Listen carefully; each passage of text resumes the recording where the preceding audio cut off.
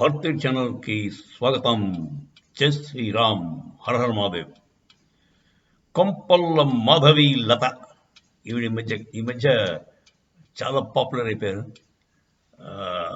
ఆవిడ పాపులర్ అవడానికి కారణం ఏంటంటే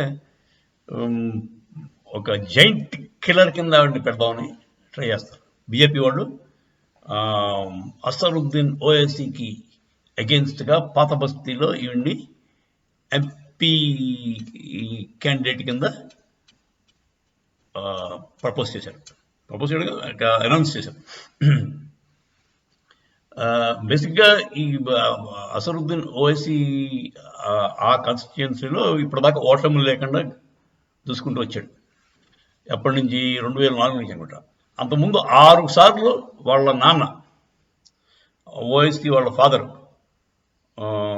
అతను గెలిచాడు ఎంపీ ఏకధాటిగా, అంటే ఎక్కడ ఓటమి లేకుండా. ఆ తర్వాత ఇతను అసరుద్దీన్ ఓవైసీ మధ్యలో కొద్దిగా గట్టి పోటీ ఇచ్చింది మన బద్దం బాలరెడ్డి. అతను అప్పుడు ఆల్మోస్ట్ అంటే మంచి ఫైట్ ఇచ్చారు, గెలవలేదు. కానీ గట్టి అంటే ఒక 2 లక్షల ఓట్లు ఆయనకు వచ్చాయి. ఆయనకంటే ఈయన ఈ 2,30,000 ఓట్లు ఎక్స్ట్రా వచ్చాయి. అదే బేసిక్గా అంత డిఫరెన్స్ ఉంటుంది అసరుద్దీన్ ఓవైసీకి ఈ మిగతా వాళ్ళకి. బద్దం బాలరెడ్డి లాంటి వాళ్ళే చాలా ఇబ్బంది పడ్డారు, గెలవలేకపోయారు. బద్దం బాలరెడ్డి గ్రేట్ లీడర్. ఆయన ఉన్నప్పుడు హైదరాబాద్ అల్లర్లన్నీ కూడా, పాత బస్తీల అల్లర్లన్నీ కూడా అరిగెట్టాడు. భయపడ్డారు, ముస్లిమ్స్లే భయపడ్డారు. బద్దం బాలరెడ్డి వాళ్ళు ఉన్నంత కాలం ఎవడు హిందువుల మీద అటాక్ ఇవ్వడానికి 3 సార్లు 4 సార్లు ఆలోచించాడు. సరే, అది అయిపోయింది. ఇప్పుడు ప్రస్తుతం ఏంటంటే అక్కడ ఈక్వేషన్ ఎలా ఉందంటే 50% 55% హిందూ తింటారండి, 40% ముస్లిమ్స్, మిగతా వాళ్ళు ఒక 5%.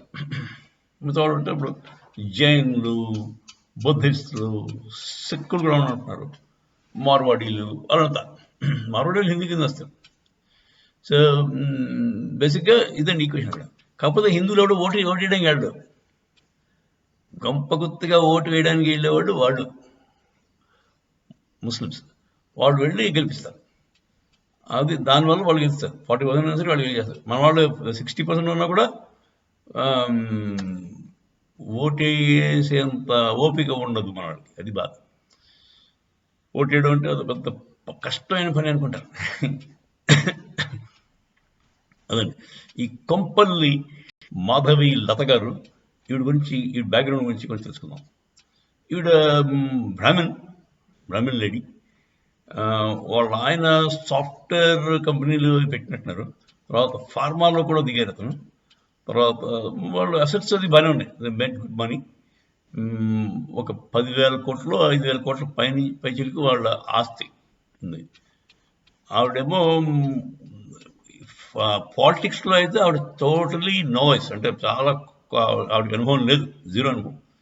అలాంటి ఆవిడ ఎందుకు పెట్టారా అని మీరు అనుకోవచ్చు బీజేపీ కూడా. ఇది ఒకటే కారణం ఏంటంటే అక్కడ ఆడవ మనిషి అవడం, లేడీ అవడం. లేడీతోటి ఓడిపోయినా గెలిచినా అసరుద్దీన్ ఓవైసీకి ఇబ్బందే. ఎందుకంటే సాయిబులకి ఆడవాళ్ళు అంటే చాలా చిన్న చూపండి.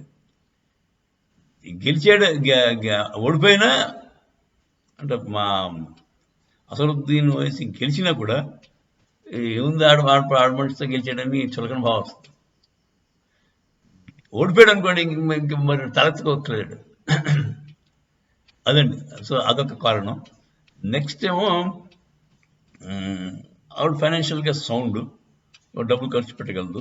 తర్వాత ఆవిడ మంచి సోషల్ వర్కర్ అండి. మంచి సోషల్ వర్కరు, బాగా మాట్లాడుతుంది. మీరు టీవీలో చూసి, అదే మన యూట్యూబ్లో గట్రా ఆవిడ వీడియోస్ చూసి ఉంటారు. మన హిందూ మతం గురించి మంచి బాగా మాట్లాడుతుంది ఆవిడ. తర్వాత ఏమో సోషల్ వర్కర్, ఇంక్లూడింగ్ ట్రిపుల్ తలాక్ విషయంలో ముస్లిం మహిళల తరఫున చాలా కృషి చేశారట ఆవిడ. తర్వాత ఆవిడకి ఆల్రెడీ కొన్ని స్వచ్ఛంద సంస్థలు అంటే మన నాన్ ప్రాఫిట్ ఎన్జిఓలు ఉన్నాయి. ఆ ఎన్జిఓస్లో ఆవిడ చాలా మందికి సహాయం చేస్తుంటారు. దాని ద్వారా లోపాముద్ర ట్రస్ట్ అనేది ఉందట. ఆ లోపాముద్ర ట్రస్ట్లో ఫస్ట్ అది ఎలా వచ్చింది కూడా ఇంట్రెస్టింగ్గా చెప్పింది ఆవిడ. ఆవిడ నెక్లెస్ రోడ్లో కారులో వెళ్తుండగా ఆవిడ అప్పటికి ప్రెగ్నెంట్ అంట. వాళ్ళ పెద్దమ్మాయి ఆవిడ కడుపులో ఉండగా వెళ్తున్నారు సరదాగా సాయంత్రం రాత్రి కూడా వెళ్తుండగా పక్కన ఒక కుర్రాళ్ళు ఫాస్ట్గా మోటార్ సైకిల్ మీద వచ్చి ఈ డివైడర్ కనపడక దగ్గర దాకా కనపడలేదు. డివైడర్ సడన్ బ్రేక్ వేసి ఇద్దరు పడిపోయారు. ఆ కుర్రాళ్ళిద్దరు వాళ్ళు చావలేదు, కానీ ఆ యాక్సిడెంట్ ఇవి చూడడం వల్ల ఇలాంటి యాక్సిడెంట్స్ మళ్ళీ జరగకుండా ఉండాలని చెప్పి ఆవిడ ఆలోచించి ఈ ట్రస్ట్ స్టార్ట్ చేసి ఎక్కడెక్కడ డివైడర్స్ ఉన్నా వాటికి ఈ రేడియం స్టిక్కర్స్ ఉంటాయి కదండి, ఆ స్టిక్కర్స్ అన్నీ అంటించడం ఫస్ట్ ఆవిడ చేసిన సోషల్ వర్క్ అనమాట. అలా మెల్లిగా ఒకటి చేసుకుంటూ ప్రెగ్నెంట్ ఉమెన్కి, పూర్ ఉమెన్ అందరికీ కూడా ప్రెగ్నెన్సీ టైంలో మందులు గట్రా ఇవ్వడం, ఫుడ్ మంచి సరైన ఫుడ్, పౌష్టిక ఫుడ్ ఇవ్వడం, అటువంటి చేసుకుంటూ వచ్చారు. ఇప్పటికీ ఒక 300 మందికో 1000 మందికో రోజుకి ఫుడ్ పెడతారు ఇక్కడ. గ్రేట్ లేడీ అండి. She has lot of ideas. అంటే మనం అందరం చేద్దాం అనుకుంటాం కానీ చేయలేకపోతాం. ఆవిడ చేసి చూపించింది. So she's not only a thinker but action oriented lady. So అదండి ఈవిడ యొక్క సత్తా అది. Financially sound, women. ఉమెన్ అవడం వల్ల కొంత మట్టుకు అంటే పాత బస్తీలో ఉన్న ఆడపిల్లలు ఉంటారు కదా, ముస్లిం మహిళలు, వాళ్ళ ఓట్ బ్యాంక్ కూడా కొల్లగొట్టడానికి అవకాశం ఉంది. యోగి ఆదిత్యనాథ్ గారు మీకు తెలుసో లేదో యూపీలో ముస్లిం ఏరియాలో గెలుస్తాడు ఆయన.